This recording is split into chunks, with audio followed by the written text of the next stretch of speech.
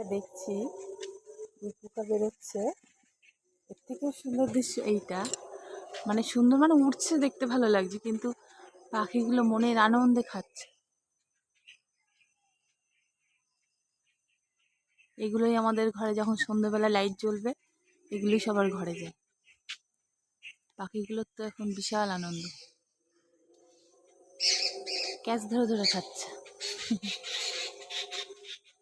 প্রকৃতির কি নিয়ম, এদের পাখনা গজাবে, এরা উঠতে শিখবে, আর তখনই এদের মৃত্যু হবে। কত বেরাচ্ছে এখান থেকে, আমি দেখে গিয়ে তারপরে ফোনটা নিয়ে আসলাম।